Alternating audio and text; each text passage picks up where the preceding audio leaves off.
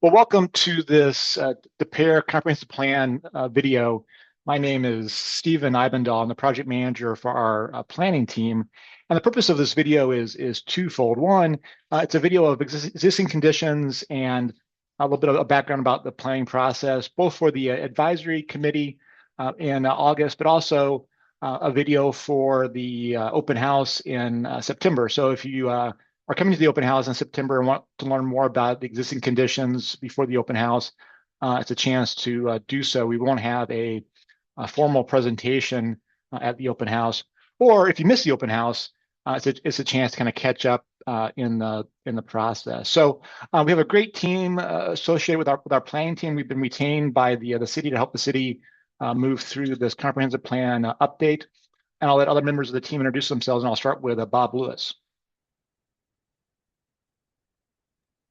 Hi, Bob Lewis again. I'm with representing St. Louis University. And my role here, and you're going to hear a lot from me today, has been to analyze existing conditions, but trends and socioeconomic forces that'll feed the planning process and how we want to think about the future of the pair. Beth? Hi, I'm Beth Noonan. I'm with Community and Economic Development Solutions, and we will be looking at the economic development opportunities for Des Peres. Jackie? Good morning. My name is Jackie Wellington. I'm with Community and Economic Development Solutions, and I'll be working with Beth on the economic development strategy. And Kevin? Hi, everyone. My name is Kevin Neal. I'm a transportation planner with Lockmuller Group, and we are supporting the project team by taking a deeper dive into transportation conditions, constraints, and opportunities, and charting a path forward for transportation improvements that benefit the community. Well, thank you, everyone, and we'll jump right into the presentation. So our agenda, we want to do a little bit of background, but really the bulk of this presentation will be reviewing existing conditions related to the kind of Des Peres and a regional context. We mentioned folks on our call, but the other folks are kind of helping us kind of behind the scenes as we move through this process. We have an advisory committee, primarily the Planning and Zoning Commission of the city. And the role of the committee, one is the Planning and Zoning will be the board that adopts the final comprehensive plan. But as we move through the process, the committee is a sounding board for the planning team, and I'm meeting about 5 times through the process. So why update the comprehensive plan? One, the last plan the city had adopted has been from 2015. So typically communities update their comprehensive plan about every 10 years. So it's really time for the city to update and adopt a new plan. Two, an updated plan helps to manage for the future. As you'll see in this presentation, we're looking at trends and demographics, jobs, housing, mobility, economic development, other kind of trends and factors. So while we can't predict the future, we can look at some of those trends, look at some of that data, and proactively plan for and help manage future change. And then two, this process is always a good chance to look at community priorities. So there's many ways for residents to be involved in this process. So it's a chance to start to build consensus around priorities that will guide city decisions over the next 5 to 10 years. So the planning process, about a year-long process. The process began in late spring and will finish late spring, early summer in 2027. Currently, we're in kind of the first phase there to the left of your screen, existing conditions and discovery, where we're looking at both existing conditions and also looking at a lot of listening and online and surveys with the community. And then as we move through later fall and winter and spring, we'll be moving into the other kind of 3 parts that you see on the screen. So if you're watching this video, you've probably seen the Destination Des Peres website. We have a dedicated website for the process. So if you've missed a meeting or want to kind of catch up on the process, you can always go to the destinationdespere.com website. It'll be the hub of communications as we move through the planning process. You may have also seen in some of the city communications news about the process. There on the right, the citywide newsletter, the front page story about taking the community survey and saving the date for the September 16th community workshop. On the left, a recent insert in the Webster Kirkwood news.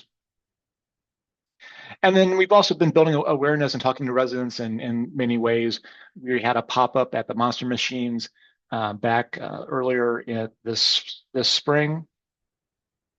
And then on the 16th and 17th of June, we had 2 days of listening sessions at City Hall, a chance to talk with residents, business owners, property owners, different organizations in a small group settings, a very productive and constructive 2 days of these small group sessions. And a lot of the things we heard in those meetings we use to customize the survey that is currently ongoing. So some upcoming dates, we have some community workshops coming up. The first community workshop will be on September 16th from 5 to 7:30 p.m., open house type format. There won't be a formal presentation. So it'll be a chance to talk with the planning team, kind of review more in depth the existing conditions and trends, and also some interactive sessions for attendees. Later on this fall, we're looking at December 1st for the date. Workshop number 2. At that workshop will be the draft goals and also starting to do some growth analysis and scenario planning. And then workshop 3, date to be determined in early 2027, the draft comprehensive plan. We've also kicked off a community-wide survey that began in July that'll run through the end of September. You may have taken it already. If you haven't, please do. Please encourage your friends and neighbors to take it if they haven't. There on the right, you'll see a map in terms of survey responses thus far. So we've had a good start to the survey, and obviously we want to try to get input from all areas of the city. But pretty good start so far. We still have, as the recording of this video, almost 2 months of the survey still to run. So I want to now jump into existing conditions, and we'll walk you kind of through a lot of charts and maps. So again, a chance to maybe come back and watch this video again. We'll be going through a lot of information, but also you'll get a chance to see this information at the open house and also the discovery report later this fall. So we'll start with the existing land use for the city. And the tagline of this comprehensive plan is a plan for community and commerce. And the existing land use plan really showcases that what you see there in the yellow on the map is single family homes. So almost 2/3 of the existing land use to pair is a single family home, so that community aspect.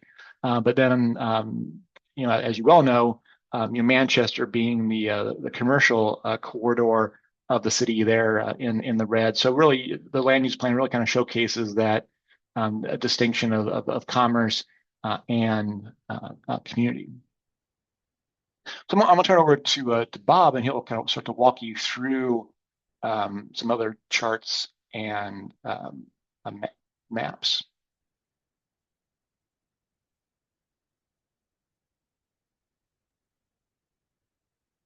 All right, you ready for me, Stephen? Go ahead, take it, Bob. All righty. Population certainly is the first measure we think about when we think about communities. And we're going to overwhelm you with a lot of information on demographics, economics to set the stage for how did Des Peres get to be what Des Peres is today. We're not going to be thinking too much about the future here, but there a lot of future ideas will creep into your thoughts as you watch and listen to this. The population of Des Peres is around a little over 9,000 currently, based on U.S. Census estimates, and you can see the trend line going up, leveling off a little bit, and continuing up. On the right-hand side, you see how this has been affected somewhat by annexations. Typically, annexations over the years, particularly there, you can see in the 70s, 80s, and 90s, where that was already at least partly developed. So you annexed more population as well. But it's pretty well kind of leveled off in recent years, and no annexation since. On a comparative basis, you'll see a lot of this comparisons to your neighboring larger, more affluent cities, Kirkwood, Manchester, Town and Country, and Frontenac in particular. You can see the size of them. Now, there are two small communities near you.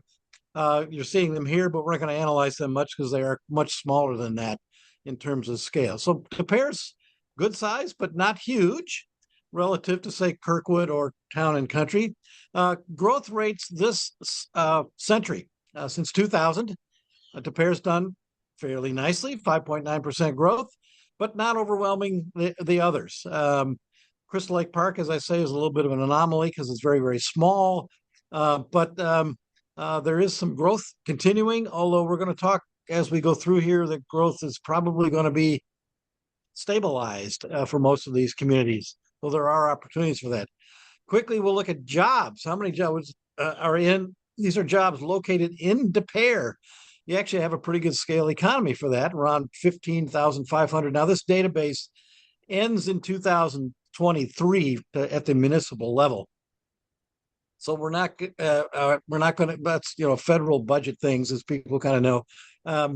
So we're lacking here, for example, the closing of the hospital recently. That's in these numbers and probably shouldn't be, but we don't have any way to fix that. Looking on the right, though, comparing the growth and change in job counts in the city versus the metro area, which is a bi-state area, and St. Louis County alone, De Pere's more than holding its own. It's doing its part. It's a job center, and you're going to see more about that as we go on. So jobs in De Pere on the left graph, De Pere and neighboring cities. Again, we've eliminated the small ones so you can see what's going on. 15,500 jobs most recently counted in De Pere. Very competitive in that sense with Kirkwood. Town and Country, though, of course, is it's a bigger city, but it's also a bigger location for office parks and all that. Town and Country straddles the Highway 40 corridor, I-64 corridor, with all the big fancy office buildings and so forth. But a much bigger economy in De Pere than in even Frontenac or Manchester, which are far more dependent on retailing in particular. On the right, the jobs per 100 population. You're doing fine if you like to have a strong economy. That's primarily attributable, of course, to Edward Jones and West County Center. You have a lot more jobs per 100 population than, well, everybody except Town and Country. And even looking at St. Louis County as a whole, which is the biggest job concentration in the state of Missouri and the metropolitan area. Next. So this is the number of jobs located in the city of De Pere as of 2023. You'll see, and this, again, just raw numbers. So that down the middle there, you see management of enterprises, Edward Jones Company, among others, but primarily them, have been plugged into that economic sector. There are 20 major economic sectors we follow. So there's a lot of jobs in that sector, roughly 40% of what's in De Pere right now. But also look at retail trade. You do very well there. And that's attributable certainly to West County Center. But then we look at location quotient analysis. This is simply comparing the percent of jobs in each sector in De Pere to the percents in the St. Louis metropolitan area. The metro area is a very balanced economy relative to the nation. So we compared De Pere to the entire metro area, 15-county metro area. Here, and a number that's a ratio of 1 means you've got the same percentage as the metro area in that sector, percent of jobs. This was a little distorted, however, because that management of enterprises, the Edward Jones effect, a huge location quotient ratio of 13.5. That kind of messes up the analysis. So the next graph, I do believe, takes out that sector, and then we can see the rest of De Pere's economy a little more comfortably. Still pretty strong in retail trade, but not overwhelming. So it's fairly balanced along those lines.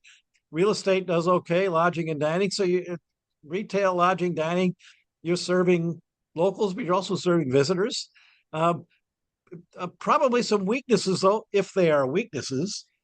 Some more of the brain power kinds of jobs, uh, scientific and tech services, for example, education services, or even industrial kinds of jobs. If the pair wants them, there's room to grow in that, although there may not be land to do so. But all in all, this is a pretty good picture of what the pair is. Pardon me. Now, this is commuting. Again, 2023 data.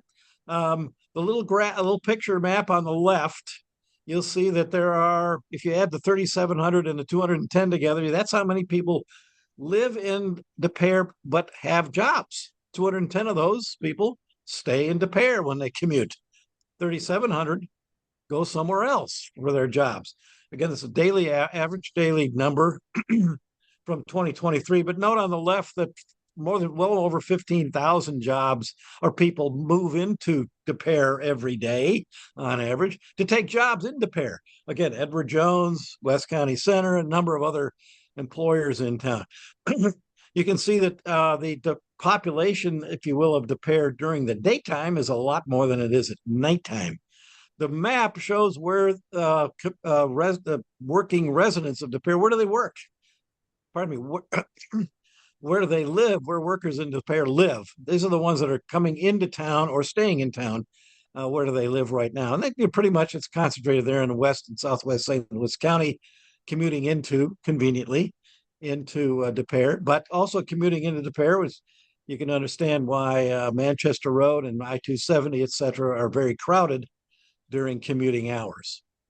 The next graph shows that same map on the left, but now we're talking about, pardon me, where De Pere residents work, those 3,700 people, and plus the 210.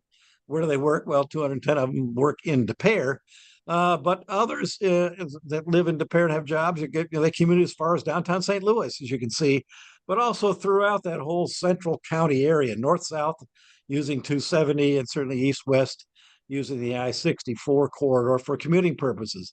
But way down into South County, way up into North County, there's a lot of commuting, driving going on. Now, back to the location quotients. What did it? I ran those numbers for all our peer cities, nearby cities. Pardon me. One way to compare that is to measure the absolute value from that number of one, that ratio of one.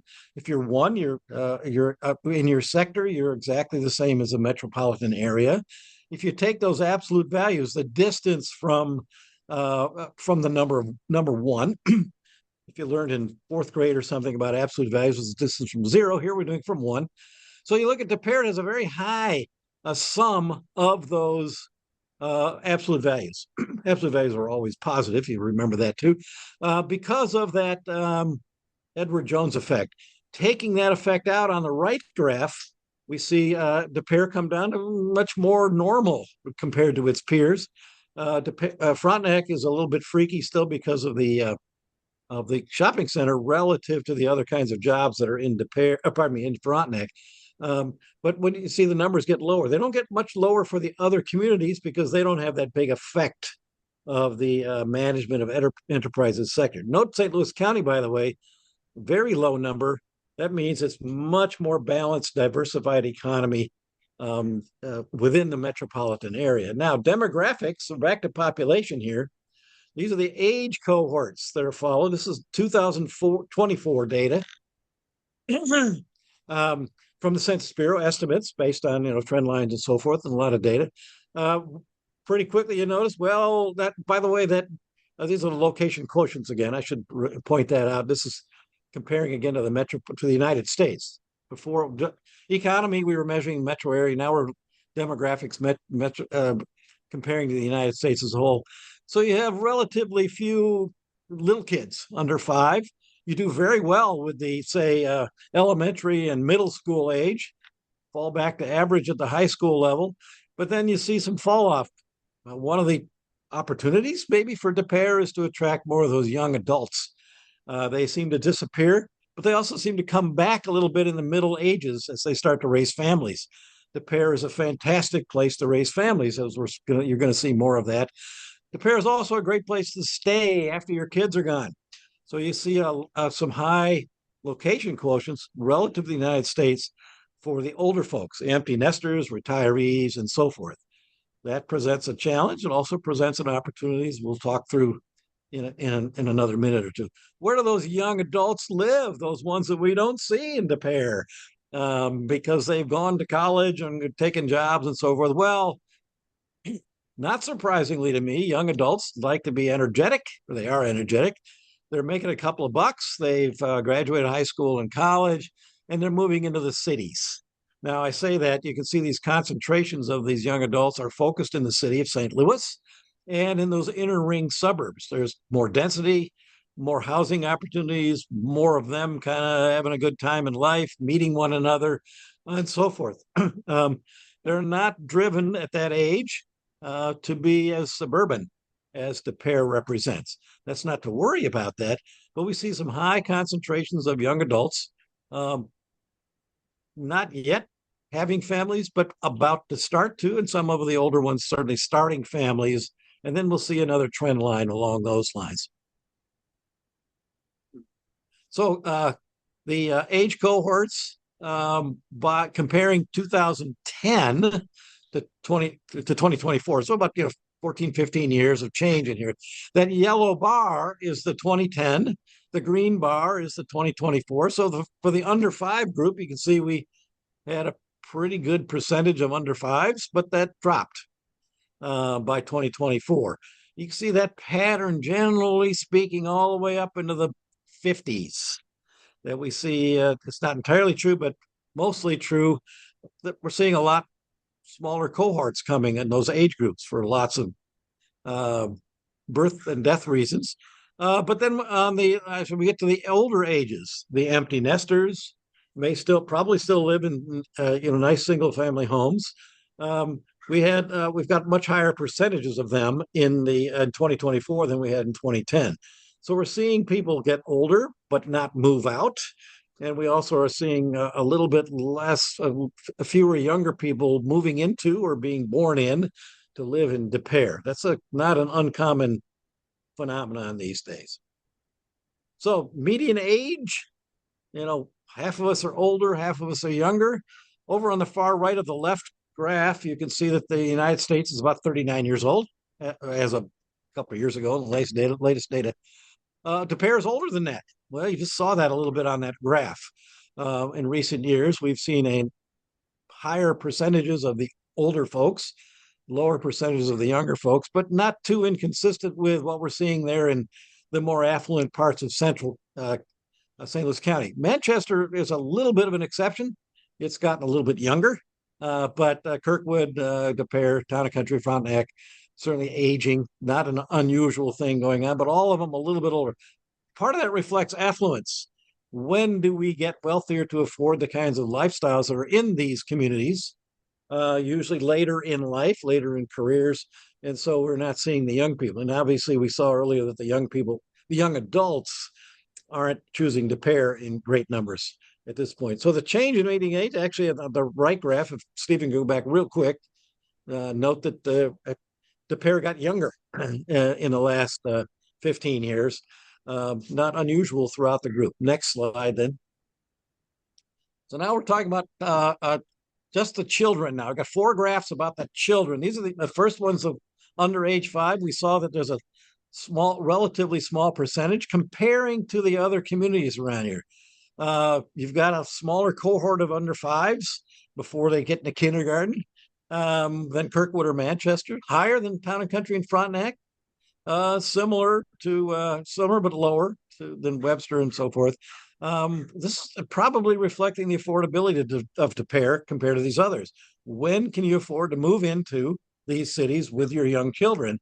And now the next graph to the right, suddenly for kids that are 5 to 9, that elementary school level, you're jumping up. People are moving in with kids, having kids that they can afford to put in Des Peres now. Des Peres has a relatively high housing price margin. We'll see that a little bit later. So now you've got some strengths. You've got young people, which is a good thing, young kids, but not the youngest. The next 2 slides on the next 2 graphs on the next 2 slides, you've maintained that relatively high percentage of 10 to 14-year-olds, the middle schoolers, if you will. Frontenac, those caught up. People with those kinds of children of those ages are now able to move into Frontenac. But the pair is well ahead of most of its neighbors in that respect.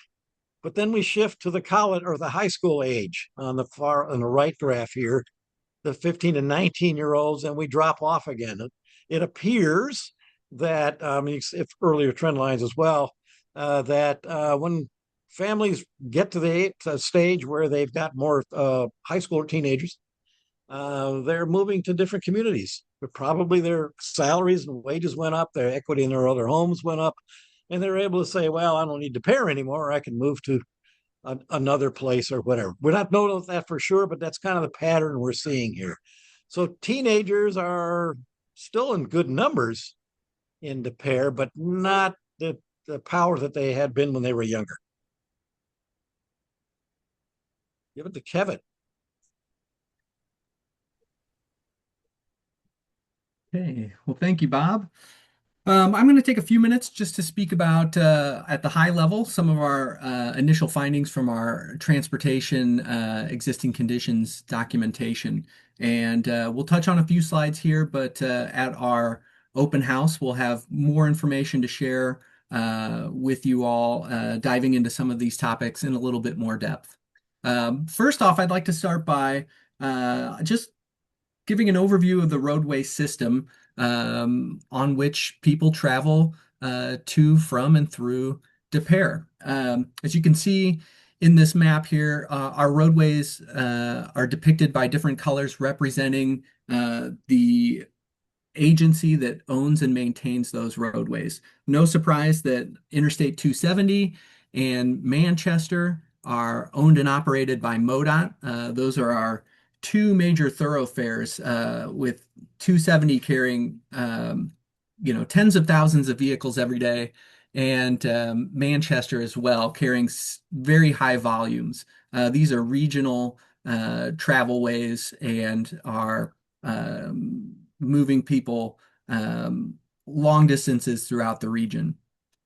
St. Louis County also owns a handful of roadways, about 5% of roadways within the city of Des Peres, notably Ballas and Doherty Ferry. So together, MoDOT and St. Louis County own over 1/5 of all roadways in the city. Des Peres, though, the city owns about 75% of roadways and maintains those facilities. Lots of local neighborhood streets you see there in green, but also a few key corridors like Bope, Lindeman, and Des Peres Road, which provide access to neighborhoods and to adjacent destination retail parks and other services. So just to put into context that not all the roadway system falls under the city of Des Peres' care. They do, however, work on a daily basis with these other agencies to make sure that transportation needs of the community are addressed as some of these larger scale projects like recent improvements to Manchester, first east of 270, and currently we're seeing those improvements further west where Manchester Road splits between east and west on the west side of 270. Another big component of our analysis has been examining crash history over the last 5 years in the city of Des Peres. And we have about 1,685 crashes that have occurred during that time frame for about an average of 335 crashes a year. So you can see we've had a slight dip in crash year over year, as the chart to the left shows. Fatal crashes represent, I think there were only 3 fatal crashes during the time period we studied, and another 25 serious injury crashes. And if you look at the map on the right here, you'll see those fatal crashes shown in dark red circles, and the serious injury crashes shown in kind of a darker orange color. And those fatal crashes, 2 happened along Manchester Road, and 1 occurred right outside of West County Center. Our Serious injury crashes spread a little bit more throughout the community, but you can see a lot of our crashes, severe injury or otherwise, are occurring on our high volume roadways. One thing to note, you don't see any crash points on Interstate 270. We excluded the interstate and ramps from our crash analysis so we could focus a little bit more in detail on the street system. And by doing so, can ascertain a little bit more information about what's happening on the city of Des Peres streets. In the next slide here, we see those crashes by percent of total crashes on some of the key roadways in the community. Eastbound and westbound Manchester Road, or MoDOT Highway 100, you'll see comprise almost 60% of total crashes in the community. And for that's both for all crashes as a whole, and when we look more specifically at those fatal and serious injury crashes, which are shown in the chart as KSI, killed or serious injury crashes. We look down now at our county roadways. While they only make up 4 or 5% of total roadways in the city, they represent about 20% of the crashes. Both our state and county roads carry a disproportionate amount of traffic relative to the whole system, so it's not surprising that we see more crashes occur on those corridors. It's pretty consistent with the functional classification of the roadway system, where we kind of organize our roadways from interstates and arterial roadways like Manchester, down to collectors like Lindeman or Des Peres, then down to our local roadway system. The city's roadways are primarily those collector and local roads. So in addition to Manchester, other key corridors in the city like Doherty Ferry, Ballas, Des Peres Road, we're seeing a lot of our crashes occur on those streets as well. We're also looking a little bit at other modes of transportation, our transit, walking and biking systems. And again, those we'll have more detail on at our upcoming open house in the near future. Okay, Bob is back. Let's talk a little more socioeconomics. Here's incomes. This is median household income. The median household means that half the households, occupied housing units in Des Peres, half have more than this income and half have less. And this is comparing 2010 to 2024, but in 2024 dollars. So if you thought you made a lot of money in 2010, you made even more in today's dollars. But you can see, if you compare real quickly, the city to city, Des Peres had quite a big jump in that median income in the last 15 years or so. Fairly impressive, up to about $224,000 a year, just the median itself. Much higher than Kirkwood or Manchester, not quite at, but competitive with, if you will, Town and Country and Frontenac, and certainly well above the St. Louis County and American median. So Des Peres is doing well and attracting, well, pretty well paid households. Now, these are household median incomes by census tract throughout St. Louis City and County. You can see Des Peres outlined there in black. The purples are the highest median household income, again by census tract, which is Des Peres has 2 or 3 within it. And you can see Des Peres and West County, well, the West County corridor, the central corridor, highest household incomes, not surprising to those of us who know the St. Louis area, and lower incomes to the north and southeast and so forth. So Des Peres certainly is well within an affluent corridor for buying power, for higher value housing, and so forth. Now, this is pardon me, household incomes by acre, taking all multiplying them all up to how many dollars there are, but then dividing by acre, and then looking at it again at the tract level, what's going on there. So purple changes here. Yes, there are high incomes in that Des Peres corridor, but you're spread out because of larger lot sizes and houses and so forth. So, but if you look at, say, in the Clayton University City there, near where the Galleria is, where it says 170, and east of there, even in the city of St. Louis, which many of us consider not quite high income, but we have concentrations of income with smaller lot sizes, but reasonably good incomes to begin with. So we see a density of income showing up in the city and the inner parts of Central County, but that fades out. Yes, there are rich people in Des Peres, but they're not all that close together. So the buying power is a little more spread.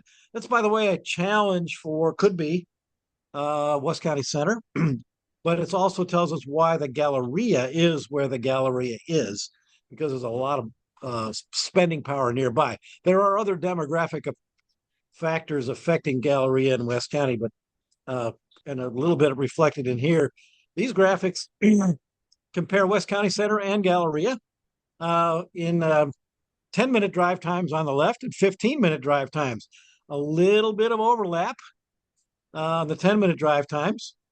Quite a bit of overlap, competitive overlap perhaps, with the 15-minute drive time. How long does it take to get to Galleria, and how long does it take to get from anywhere in the county and city to West County Center?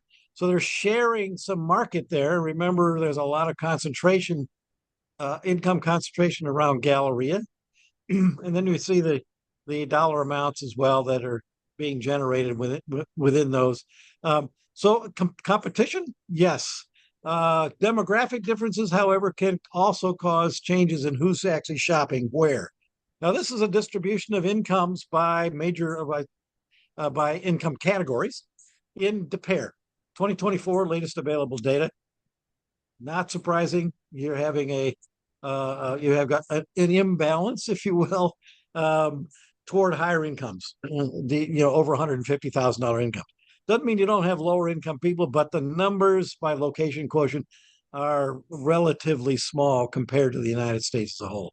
So you're skewed to higher incomes. That's not necessarily a bad thing or a good thing, but that's the way it is. And the future will, one of the questions about planning is how much of this distribution we want to keep this way, which is okay as well. It's not to say that this is, again, a bad thing. There are plenty of opportunities in other communities nearby Des Peres for households with lesser incomes than this. Next slide then goes a little further with that. Again, those absolute values on location quotients by income category, and Des Peres scores quite high. Well, they're competitive with Town and Country and Frontenac. And that's a reflection, again, of that skewing of incomes at the very high levels of household income.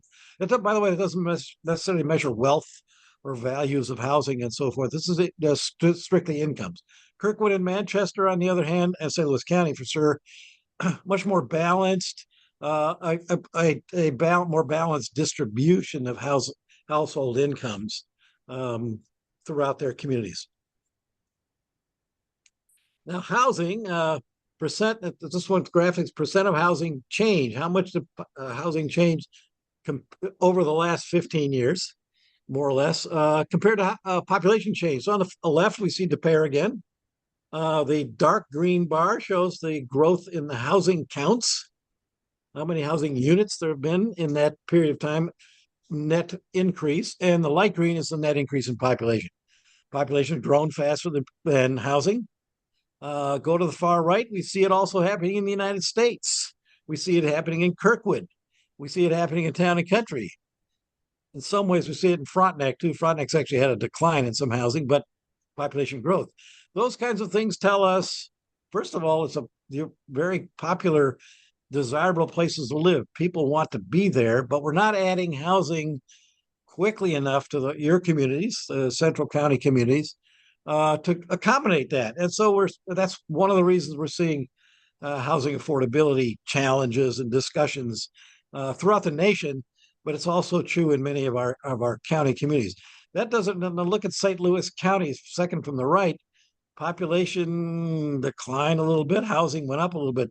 Housing is affordable, broadly speaking, in a place like St. Louis County. A lot of diversity, a lot of opportunity. This doesn't mean Des Peres needs to be as diverse, but it gives you an idea of why, at least some reasons why housing prices in De Pere are, well, probably a lot higher than you thought they were going to be. Demand is growing. 98% of the housing units in De Pere are single family homes. You saw Stephen's map earlier on land uses. Over 60% of the land is in single family developments. Well, 98% of the housing units are there.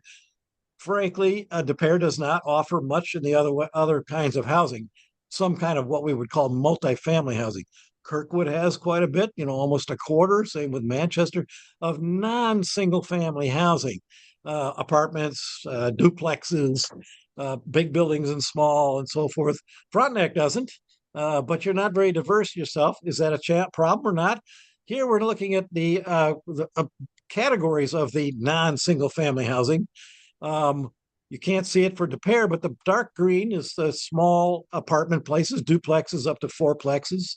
Then the blue is the smaller apartment buildings, and the orange and green, much larger apartment buildings. You have a little bit of that in De Pere. That's your 2%. A couple of buildings that have a relatively high number of housing units within them. But the other cities, particularly Kirkwood, Webster Groves, are more diverse in offering other kinds of housing, other kinds of housing options other than a single family home.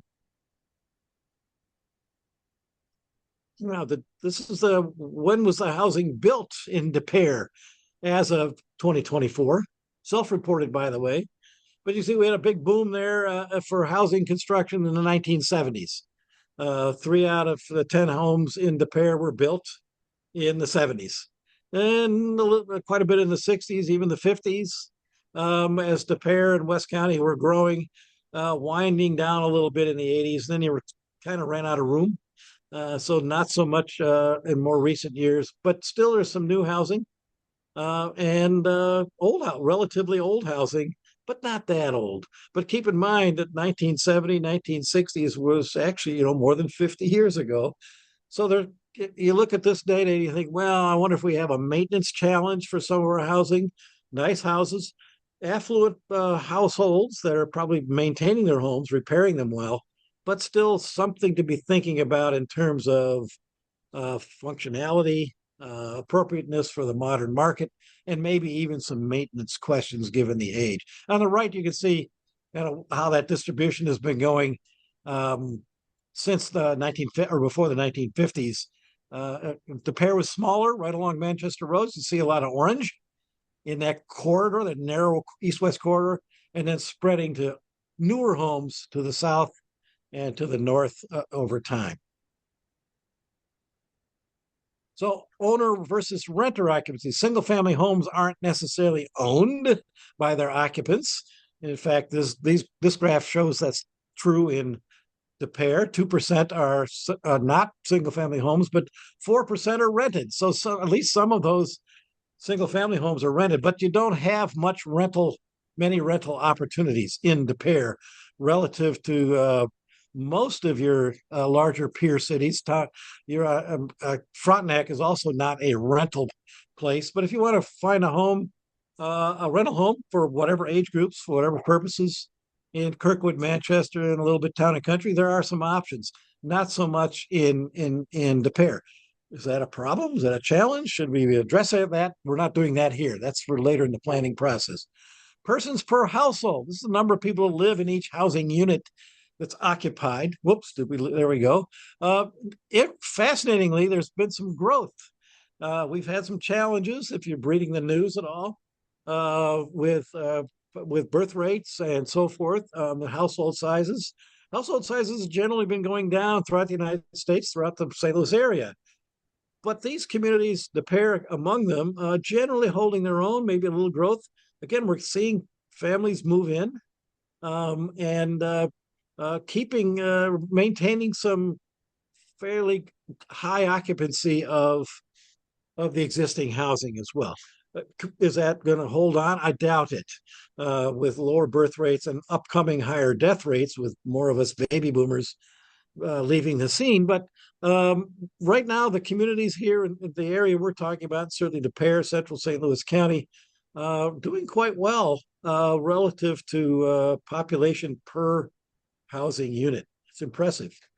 Next, housing value distribution. On the left are self-reported numbers from the 2024 estimates by the Census Bureau.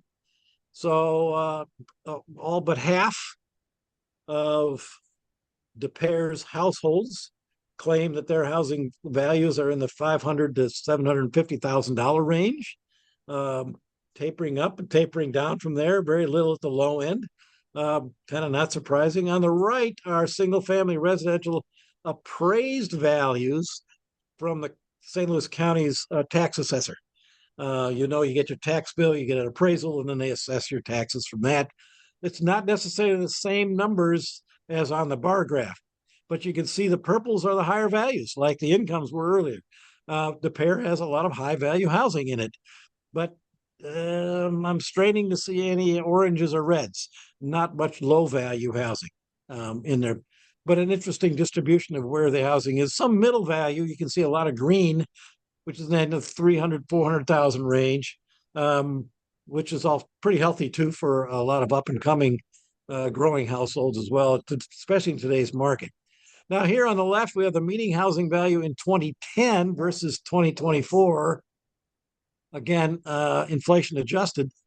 So Des Peres on the far left, we've had a pretty healthy increase in housing value. Again, this is the self-reported from the census surveys. Kirkwood too. Manchester's kind of holding its own in constant dollars now. Town and Country actually a little bit of a decline, probably related to their increases in some of the rental properties and so forth. Frontenac again holding its own, and pretty much the United States and St. Louis County. So you can look at Des Peres and say, okay, we're actually growing a little bit, pretty relatively quickly in terms of housing value. Is that a problem? Is that an opportunity? Is that a challenge? Yet to be decided in our public meetings. Single family residential appreciation. Again, this is the graph. This data is from the county assessor's office for the last 10 years. And we see a lot of appreciation, strong appreciation, that green bar and the blue, and it's showed up not only in the bars, but on the map. We've seen housing value growth from the tax assessor. Now, this is not inflation adjusted, but you still get a good sense of the pace of increase in the housing values within the city of Des Peres over the last 10 years. Housing value location quotients, comparing on the left to the United States and on the right just to St. Louis County. On the left, again, strong location quotient data ratios for Des Peres in that $500,000 to $750,000 values and higher than that, and telling us there's not much low income or low housing values. Even more so, Des Peres representing what's available in St. Louis County. Relative to the county, those bars are further out. The higher value homes are farther out. Des Peres is doing quite well in housing values relative to the county as a whole. Again, the left is just looking at the United States as a whole. Well, thanks, Bob. Couple more categories before we wrap up. One is natural resources. We've heard a lot at the listening sessions in June about folks really appreciating a strength of Des Peres as being very, very wooded, very kind of almost nature oriented in terms of tree lined streets, the beautiful park spaces. So the map on the right there, you start to see kind of that quantified in terms of the dark green are kind of existing woodland trees in the cities. It's not every individual tree, but larger groupings kind of show up on the map, and you see in terms of as a community, kind of in the 270 corridor, a lot of existing natural wooded areas, kind of both by themselves and kind of interspersed within the different neighborhoods and subdivisions. You also start to see kind of the overall kind of natural kind of corridors of the city. This kind of zoomed out, Manchester Road historically would have been kind of on along a ridge line. So you even start to see that pattern kind of in the pair in terms of kind of the light blue kind of shows some of the kind of drainage patterns that south of Manchester Road, things start to drain to Landgraves Creek there to the west and southwest of the city, kind of in unincorporated St. Louis County, and then things to the north sort of kind of drain into that upper watershed. So again, starting to see that aspect of what a lot of residents have mentioned in terms of what they see as a strength and kind of beauty of the pair is its kind of tree and woodland character.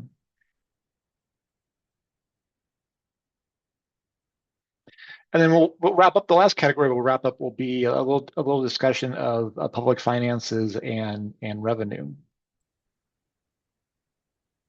Yeah, you got Bob back again. This is taken the information taken straight from the financial reports of the city of Des Peres.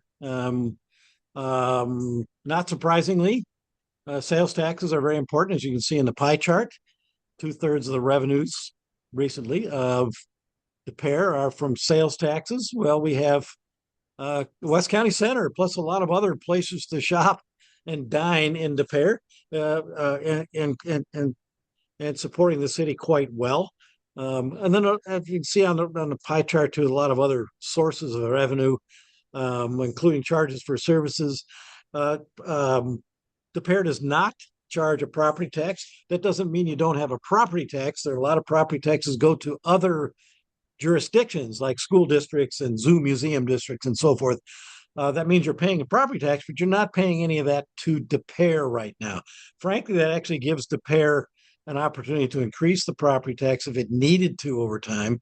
The sales tax numbers on the left, the blue bar, you can see are stable, all things considered in recent years. Slight increase in inflation-adjusted dollars over the last 10 years. To a little bit about 7% higher than they were 10 years ago. Overall revenues in the city about 5% more. It's not an improvement over some tough years during the COVID era. These are actually pretty healthy numbers, and nothing to worry about, except that having a conversation on how dependent Des Peres might be on sales taxes. And we need to be discussing that probably, well, I don't know, in light of the recent turn down of the income tax changes at the state level. But I still think, or we still think, that sales taxes and sources of revenues to support the city need to be discussed. Does that mean diversifying the economy in some way? Well, that's for the next phase. Now, and this, while the city doesn't assess a property tax itself, the city is in charge of land use decisions which do create and help support property values. Now you can see when we talked about all the housing values going up in the city, residential real estate values in the city, that's what this graph is, that yellow bar, have gone up quite a bit in the last 10 years. Commercial real estate, not so much, not bad, but not nearly as quickly as the housing values and housing prices. Personal property kind of holding its own. So one of the important responsibilities of a city, a municipality like Des Peres, is that it makes land use decisions that affect the property values for the property taxing jurisdiction. So keeping in mind there's some kind of fiduciary responsibility there. These residential value increases are helping to support the property taxing jurisdictions that overlap the city of Des Peres. And then just a summary of some quick key metrics to keep in mind that we've talked about here. Population's up in the last 15-ish years, but depending on the data sources you saw. Housing units up a little bit less, maybe putting some pressure on housing values. Median household income rising quite well, as we saw. Housing values, not quite so much yet, but reflecting that, but we're going to see what happens there. City revenues down a little bit from the past on a real basis, inflation adjusted basis, sales tax as well. But we are assured, by the way, by the city, it's a lot of changes in budgets bond issues and so forth that's really not an issue with the city on the revenue basis, and they're correct about that, by the way. And but again, the city assessed valuation's gone up quite a bit, supporting the other property tax jurisdictions that really support the high quality of life in De Pere, and also potentially giving the city some cushion to charge a property tax if it had to, if sales taxes, for example, go way down. But we aren't predicting that at this point, nor recommending it. Is this somebody else's job or is it mine? I think it's my job. So bringing this kind of full circle, understanding the existing conditions, the demographic information, the current land use, the traffic information, as well as the business space, is really the critical foundation for creating a plan that moves forward for the future. What we've talked about today is a lot of the data and background information, but that's been augmented also, as I think Stephen mentioned at the outset, by stakeholder discussions with folks who are in businesses, real estate owners, plus feedback from the community that we've done through listening sessions as well as through the survey. We'll take all of that information to sort of look for trends, look for potential strengths, look for opportunities and challenges that we'll think about in light of best practices in our own respective fields. For us, it's economic development, to come up with recommendations for moving the city of De Pere into the future, helping to sustain growth, manage growth in a way that is consistent with the desires of the community, but is also grounded in the reality of the data. So that's really our next process. So we'll go into that analysis phase for using all of this information to come up with our recommendations. No, thank you, Beth. Just want to kind of wrap things up. We appreciate everyone listening to and viewing this presentation. As I mentioned at the outset, a lot of in-depth data and information, but we're still very early on in the process, and in terms of still plenty of chances to be involved throughout the process. So as I mentioned earlier, the overall schedule, it'll go through the end of this year and really through the first half of next year. So still very early in this process. So just a few reminders of upcoming schedules. So we're recording this in early August, but we'll be having a advisory committee meeting on August 12th. Weather permitting, will be again kind of meeting folks at the concert series on August 14th. Our next advisory committee meeting after that will be after the public workshop on September 16th. We don't have a date set for that, but it'll be sometime after that September meeting. Again, the survey will run through the end of September. So here in early August, still plenty of time to take the survey. But if you're viewing this video in September, make sure you take it before the end of the month and encourage your neighbors to do so. And the first deliverable as part of this process, as I mentioned, the comprehensive plan will hopefully be finished by late spring, early summer 2027.